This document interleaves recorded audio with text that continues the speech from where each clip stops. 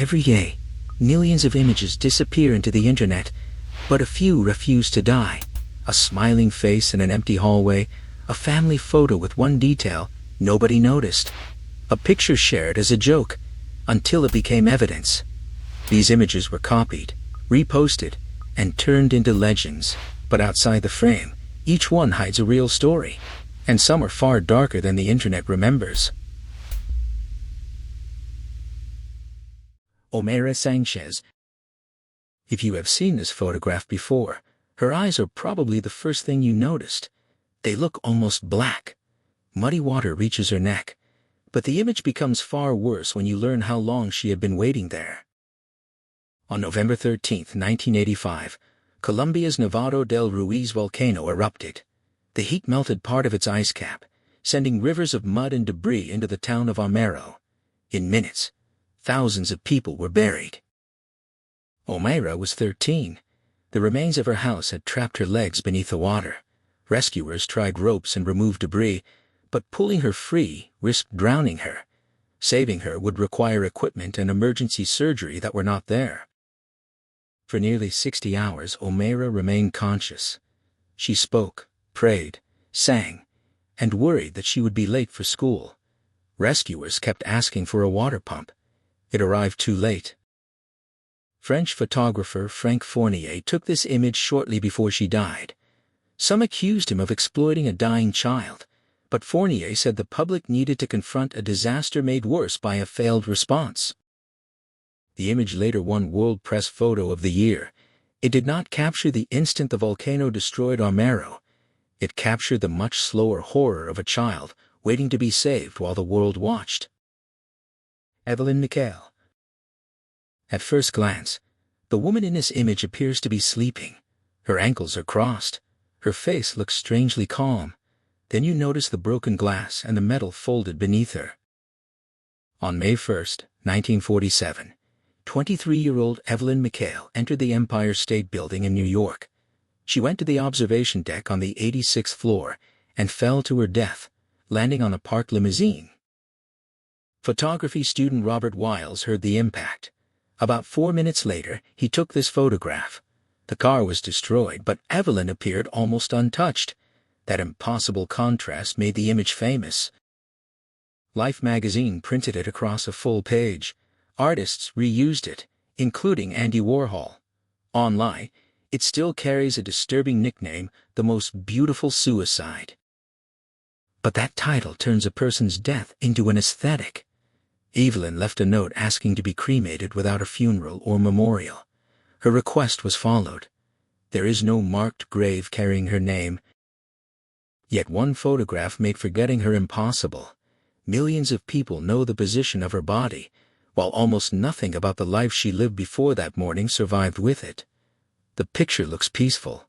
The story behind it was anything but. The Vulture and the Child. In 1993, photojournalist Kevin Carter traveled to Etched, in what was then southern Sudan, to document a famine. He found a severely malnourished child collapsed in the dirt. A vulture landed behind him and waited. Carter framed the child in front and the bird in the distance. Then he took the photograph that would define his life.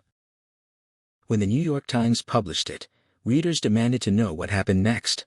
Many decided the photographer was another predator. Some called him the second vulture. Carter said he chased the bird away and watched the child continue toward a feeding center. Years later, reporters identified him as a boy named Kong Nyong. His family said he survived the famine and died years afterward from an illness. Even the famous caption had identified him incorrectly. In 1994, Carter received the Pulitzer Prize for the photograph. A few months later, at the age of 33, he died by suicide. The internet compresses those events into one explanation. He took the picture, felt guilty, and ended his life. Reality was more complicated. Carter had spent years photographing extreme violence under apartheid. He faced depression, financial pressure, and the recent death of a close friend. His final note described memories of killings and bodies that would not leave him. One frame made the child look abandoned. The retelling made Carter look heartless.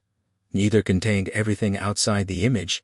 The photograph forces us to judge a moment while hiding most of its context. The Hiroshima shadow.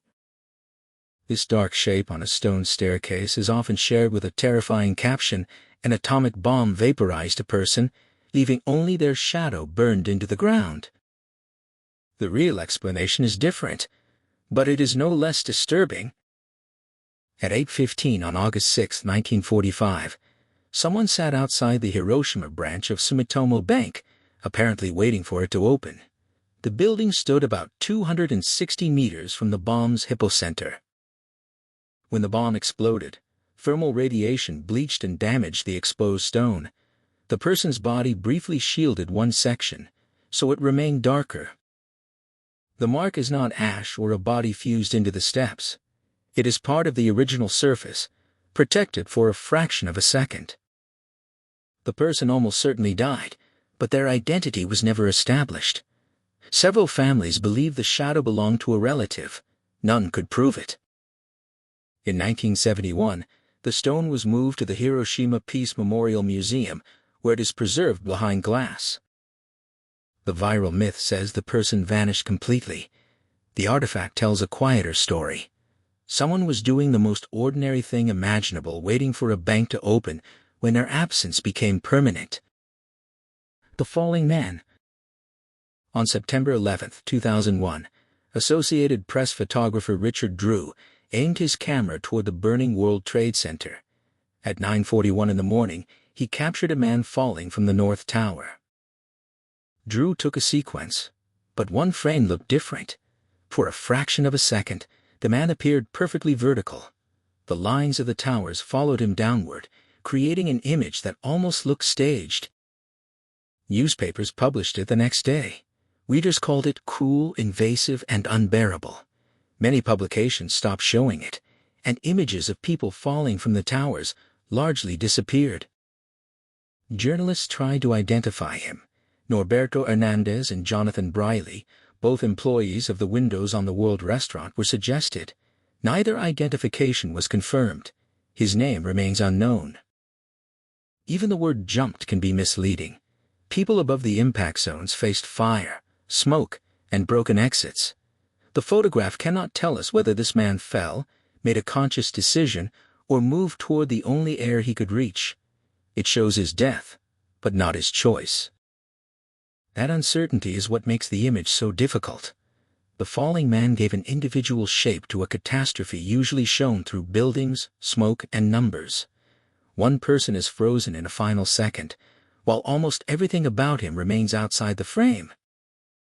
Slender Man. Unlike every other image in this video, this one was never real. It was created in 2009 for a Photoshop contest on the forum, something awful. Eric Knudsen, posting as Victor Surge, added a tall, faceless figure to black and white photographs of children. His caption suggested the children had disappeared, and the pictures came from a mysterious fire. In its original setting, the fiction was obvious, but once the pictures left the forum, their source disappeared. Users added fake documents, sightings, videos, and games. Slender Man stopped feeling like one person's invention. He became internet folklore. Then, on May 31, 2014, that online fiction crossed into a real crime. In Waukesha, Wisconsin, two 12-year-old girls lured their friend, Peyton Leutner, into a wooded park. They stabbed her 19 times and left her there. Investigators said they believed the attack would prove their loyalty to Slender Man and protect their families from him. Peyton crawled out of the woods. A passing cyclist found her and called for help. She survived. The case was not simply an internet image turning two ordinary children into attackers. Serious mental illness was central to the court proceedings, but the photographs gave their delusions a face, a name, and a world of copied evidence. Both girls were committed to psychiatric institutions. Knudsen invented a monster for a contest.